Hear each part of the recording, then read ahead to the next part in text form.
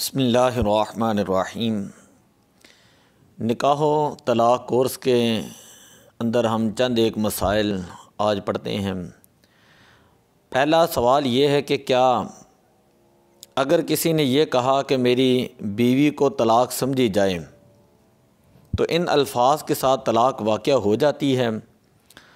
تو جواب یہ ہے کہ ان الفاظ کے ساتھ طلاق واقع نہیں ہوتی۔ فتاوی رضویہ شریف جلد نمبر 5 صفحہ نمبر 617۔ دوسرا سوال یہ ہے، اگر کوئی شخص کہے کہ میں کل اپنی بیوی کو طلاق دے دوں گا تو کیا ان الفاظ کے ساتھ بھی طلاق واقع ہو جاتی ہے؟ تو جواب یہ ہے کہ ان الفاظ کے ساتھ جو ہے وہ طلاق واقع نہیں ہوتی۔ اگر نابالغ لڑکے کا نکاح کر دیا جائے تو کیا وہ نابالغ لڑکا اپنی بیوی کو طلاق دے سکتا ہے؟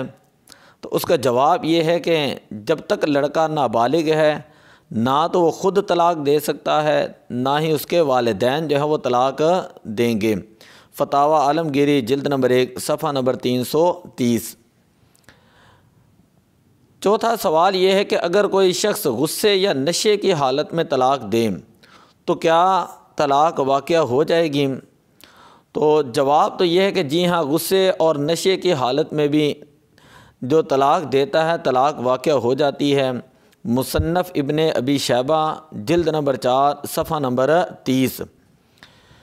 آگے اس کے پیچھے بے شمار مسائل ہیں، فتاوی رضویہ شریف کو پڑھ کر دیکھیں، اسی طرح فتاوی شامیہ کو پڑھ کر دیکھیں، بڑی کتابوں کو پڑھ کر دیکھیں۔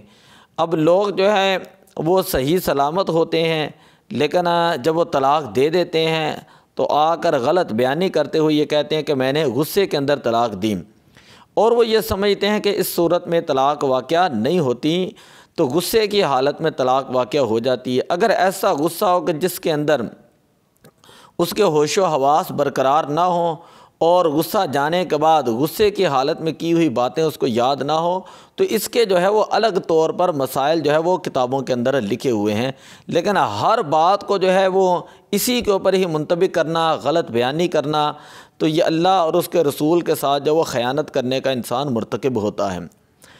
کیا حالت حمل میں طلاق دی جائے تو طلاق واقع ہو جاتی ہے؟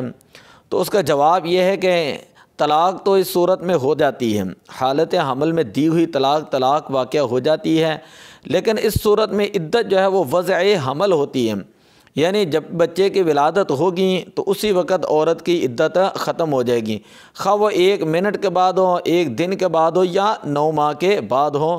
مصنف ابن ابی شیبہ جلد نمبر 4 صفحہ نمبر 6۔ اگر کوئی شخص مذاق کے ساتھ طلاق دیں تو کیا مذاق میں طلاق واقع ہو جائے گی؟ تو جواب یہ ہے کہ اس کی طلاق واقع ہو جائے گی۔ ابو داؤد شریف حدیث نمبر 2194 کتاب الطلاق کے اندر جو ہے یہ مسئلہ موجود ہے۔ آگے سوال یہ ہے کہ کیا حالت حیض کے اندر طلاق دے تو طلاق واقع ہو جائے گی؟ تو جواب یہ ہے کہ ایسی حالت میں طلاق تو ہو جائے گی، مگر اس صورت میں طلاق دینے والا سخت گناہ گار ہوگا۔ مصنف ابن ابی شیبہ کتاب الطلاق جلد نمبر 4 صفحہ نمبر 4۔ حالت حیض میں دی ہوئی طلاق میں کس صورت میں رجوع ہوگا اور کس صورت میں رجوع نہیں ہوگا، یہ بڑا اہم مسئلہ ہے۔ جواب یہ ہے کہ حالت حیض میں اگر 1 یا 2 صریح طلاق دی ہوں تو سخت گناہ گار ہوگا، مگر فوراً رجوع کرنا واجب ہے۔ 1 طلاق یا 2 طلاق دی ہوں تو سخت گناہ گار تو ہوگا لیکن فوراً رجوع کرنا واجب ہے۔ لیکن اگر حالت حیض میں 3 طلاقیں دیں تو وہ 3 کی 3 اسی وقت واقع ہو جائیں گی، اگرچہ وہ سخت گناہ گار ہوں، اور اس پر توبہ کرنا بھی واجب ہوتا ہے۔ السنن الکبریٰ للبیہقی جلد نمبر 7 صفحہ نمبر 541۔ کیا والدین یا عزیز و اقارب کے مجبور کرنے پر طلاق دے تو طلاق واقع ہو جائے گی؟ تو جواب یہ ہے کہ اس صورت میں طلاق واقع ہو جائے گی۔ کیا حالت اکراہ گن پوائنٹ پر دی جانے والی طلاق واقع ہو جاتی ہے؟ تو اس کا جواب یہ ہے کہ اگر اس کو جان سے مار دینے کی دھمکی دی اور اسے یقین ہے کہ اسے جان سے مار دے گا، زبان سے طلاق دیتا ہے تو طلاق واقع ہو جائے گی۔ یہ اس کے اندر اس کے پیچھے ایک پوری جو وہ تفصیل ہے، قرآن پاک کی آیات ہیں، احادیث پاک ہیں، کہ جو لا اکراہ فی الدین، دین کے اندر سختی نہیں ہے، وہ پورا ایک ڈیٹیل میرے ذہن کے اندر اور اس کو میں پڑھ کے آیا ہوں۔ لیکن یہ ہے کہ اس صورت میں طلاق تو بہرحال وہ احناف کے نزدیک جو ہے طلاق واقع ہو جائے گی۔ اب اس میں سے بھی کئی لوگ ایسے ہیں جو اس کے اندر جو ہے وہ رخصتیں جو ہے وہ دیتے ہیں۔ اگر حالت اکراہ میں صرف تحریراً طلاق دیں لیکن زبان سے طلاق نہ دیں اور دل سے طلاق دینے کا ارادہ بھی نہ ہو، تو اس صورت میں کیا حکم ہے؟ تو اس صورت میں بالکل واضح حکم یہ ہے کہ طلاق نہیں ہوتی۔ جب تک وہ زبان سے نہیں کہتا تو طلاق واقع نہیں ہوتی۔ اگر وہ تحریراً لکھ دیتا ہے کہ اور دل سے طلاق دینے کا ارادہ بھی نہیں، زبان سے بھی نہیں کہتا، تو وہ طلاق واقع نہیں ہوگی۔ اسی طرح اگر کوئی بندہ ایس ایم ایس کے ذریعے یا ای میل کے ذریعے وہ اپنی بیوی کو طلاق بھیجتا ہے تو کیا اس صورت میں طلاق ہو جاتی ہے؟ تو جواب یہ ہے کہ جی ہاں، اس صورت میں طلاق واقع ہو جائے گی، اگرچہ اس کی بیوی جو ہے وہ ای میل یا ایس ایم ایس نہ بھی پڑھے۔ باہر کیا وہ اس نے، کیونکہ یہ مرد کا اختیار ہے، جب وہ طلاق دے گا تو طلاق واقع ہو جائے گی۔ آگے مسئلہ یہ ہے کہ گونگا شخص طلاق دے تو کیا طلاق کا حکم ہے؟ تو اس کا جواب یہ ہے کہ اگر گونگا شخص جو ہے وہ لکھنا جانتا ہے تو لکھنے سے طلاق فوراً واقع ہو جائے گی۔ اگر وہ لکھنا نہیں جانتا تو پھر وہ اشارہ کرے گا تو اشارے کے ساتھ جو ہے وہ طلاق واقع ہو جائے گی۔ بڑا اہم ترین مسئلہ آگے، بھول کر طلاق کا لفظ کہہ دیا یا جان بوجھ کر کہا مگر طلاق کے معنی نہیں جانتا، تو اب کیا حکم ہے؟ بھول کر طلاق کہہ دیا یا طلاق کے معنی نہیں جانتا تھا، اب اس کے لیے کیا حکم ہے؟ تو اس کے لیے حکم یہ ہے کہ اسی لیے یہ کورس کرائے جاتے ہیں تاکہ لوگوں کو کم از کم پہلے ہی شرعی مسائل کا پتہ چلے۔ جب وہ لوگ جہالت کر لیتے ہیں پھر آ کر وہ پوچھتے ہیں کہ اب کیا حکم ہے، تو کم از کم جو ہے وہ فرض علوم جو ہے وہ انسان کے لیے جاننا ضروری ہوتے ہیں کہ انسان کو اگر نکاح کا پتہ ہے تو پھر اس کو طلاق کے مسائل کا بھی پتہ ہونا چاہیے۔